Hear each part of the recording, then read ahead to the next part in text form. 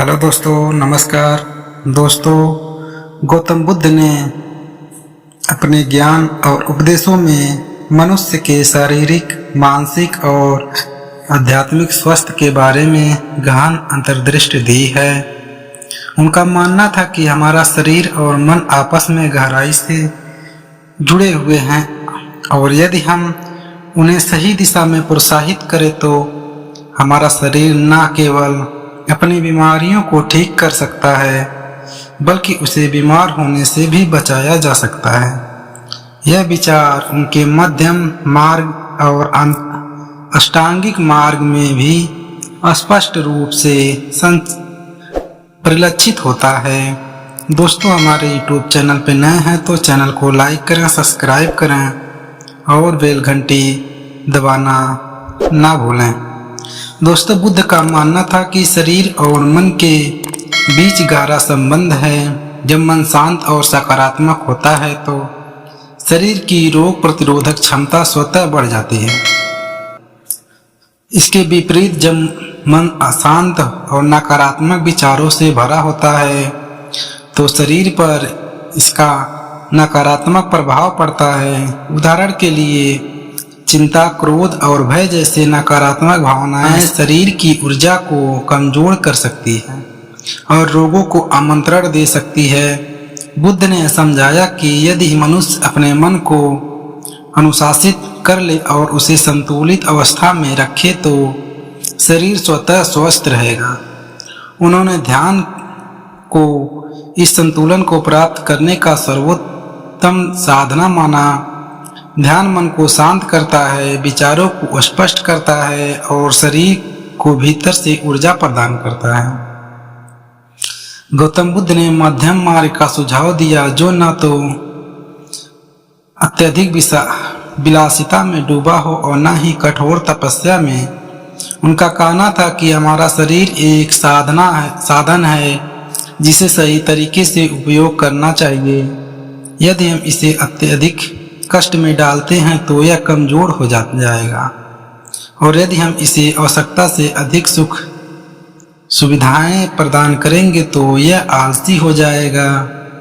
संतुलन ही स्वस्थ का आधार है। उदाहरण के लिए बुद्ध ने अनुयायियों को सिखाया कि भोजन को संतुलित मात्रा में ग्रहण करना चाहिए, न केवल अधिक खाना चाहिए और न ही भूखा रहना चाहिए। उन्होंने अनुशंसा की कि शरीर की जरूरतों को समझना और उसका सम्मान करना आवश्यक है। उन्होंने यह भी कहा कि शरीर श्रम, ध्यान और उचित विश्राम स्वस्थ शरीर के लिए आवश्यक है। गौतम बुद्ध ने ध्यान को आत्मचिकित्सा का एक शक्तिशाली माध्यम बताया। उनका कहना था कि जब मनुष्य ध्यान करता है तो वह अपने भीतर की गहरी शक्तियों को जागृत करता है।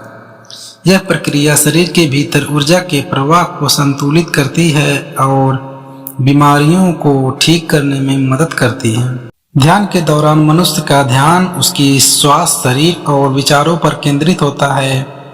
इससे शरीर में तनाव कम होता है, रक्त प्रवाह बेहतर होता है और शरीर के अंग बेहतर तरीके से काम करते हैं। इसके साथ ही ध्यान से रोग प्रतिरोधक क्षमता भी बढ़ती है। बुद्ध ने अहिंसा और करुणा को जीवन जीने का मूल सिद्धांत बताया। जब हम दूसरों के प्रति करुणामय होते हैं तो हमारे शरीर और मन में सकारात्मक ऊर्जा का संचार होता है।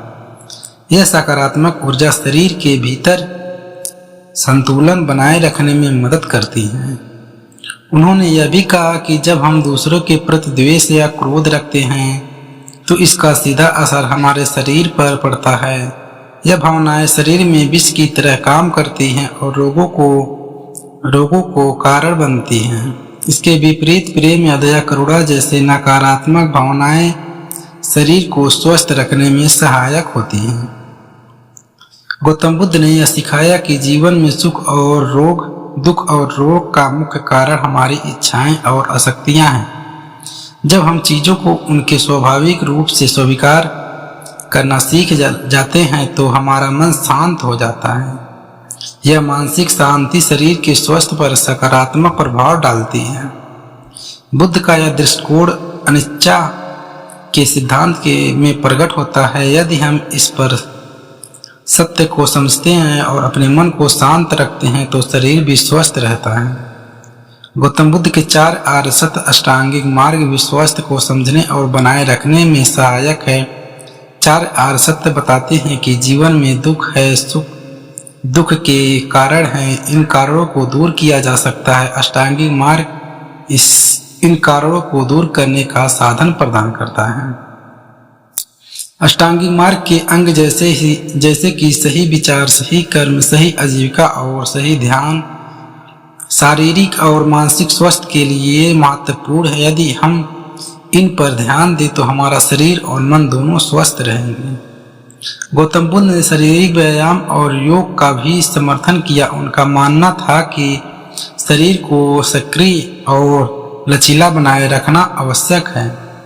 नियमित योग और व्यायाम से शरीर की मांसपेशियां मजबूत होती हैं, रक्त संचार बेहतर होता है और शरीर रोग प्रतिरोधक क्षमता बढ़ती है। बुद्ध के समय में उनके अनुयायियों नियमित रूप से जंगलों और पर्वतों में ध्यान करते और चलते थे। यह शारीरिक और मानसिक स्वास्थ्य को बनाए रखने का एक तरीका था। आधुनिक चिकित्सा विज्ञान भी इस बात को स्वीकार करता है कि मन और शरीर के बीच गहरा संबंध है। ध्यान, योग और सकारात्मक सोच जैसे विधियां और वैज्ञानिक रूप से भी प्रमाणित हो चुका है कि वे शरीर को स्वस्थ रखने में सहायक हैं। बुद्ध का यह विचार कि शरीर अपनी बीमारियों को खुद ठीक कर सकता है अब स्वस्थ चिकित्सा के नाम से जाना जाता है। यह प्रक्रिया शरीर की प्राकृतिक रोग प्रतिरोधक क्षमता और पुनर्निर्माण क्षमताओं पर आधारित है।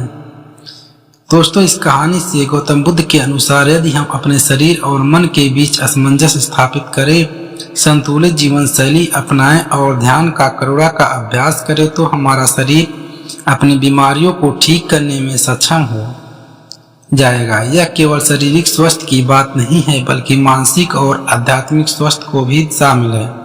बुद्ध के उपदेश आज भी हमारे लिए प्रासंगिक और हमें यह सिखाते हैं कि स्वस्थ और संतुलित जीवन कैसे जिया जाए। उनका दृष्टिकोण न केवल बीमारियों को ठीक करने में सहायक है बल्कि हमें बीमार होने से भी बचाता है।